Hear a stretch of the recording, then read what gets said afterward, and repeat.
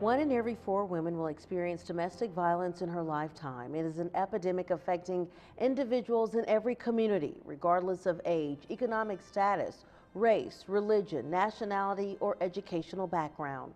Welcome to Comcast Newsmakers. I'm Stephanie Bryant, coming to you from the state capitol. Joining me now is Angela McGraw, the Executive Director of Women and Children First. Thanks so much for joining me, Angela. Thank you. When we talk about domestic violence, it's one of the more chronically underreported crimes. I'm surprised to hear that.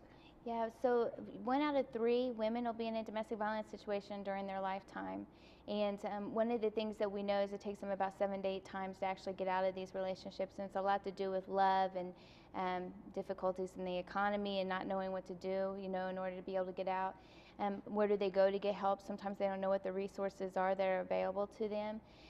So it ends up being something that can be very difficult to get out. There are so many different barriers that come against women or men that are in these types of situations. And I'm sure maybe shame. Oh, I would definitely say shame. I mean, when you're thinking about even a married couple, you don't want to be a domestic violence situation. You don't want your children growing up without the father or, somebody that you've put there in that place. So yeah, there's a lot of shame. In religious communities, you have the shame of, you're supposed to stay together until death do you part, and so that can be very difficult for them. And when you look at the economic impact that domestic violence, can have, just talk about that. So it's not unusual to see a woman who has several children under the age of 5. And you think about the child care assistance that they even would have to pay for one child and times that. And it's very difficult to get child care assistance. It's a long process, there's a waiting list. And so sometimes that can be hard for them to even get that. But even if they are not the breadwinner or they are the breadwinner, I mean, they're having to make some lifetime decisions when they make a decision to leave.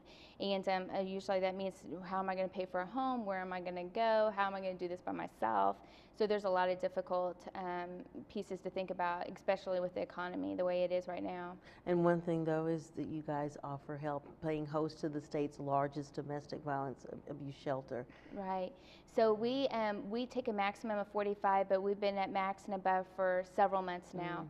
And we are the largest shelter in the state of Arkansas, but there's 32 shelters in the state, so we all play a valuable part in helping victims. When a survivor comes to our shelter, I mean, we provide them everything from hygiene items to support groups to counseling onto transitional housing, even if they decide that that's something that they want to invest in going into, where we'll pay a portion of the rent.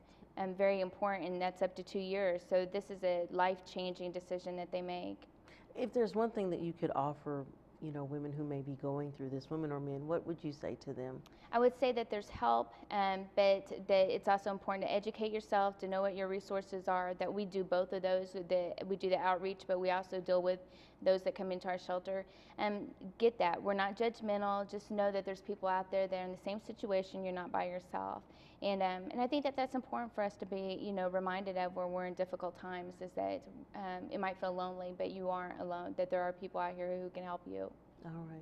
Thank you so much, Angela. Some great information there. Thank you. For more information on today's topic, you can visit wcfaarkansas.org.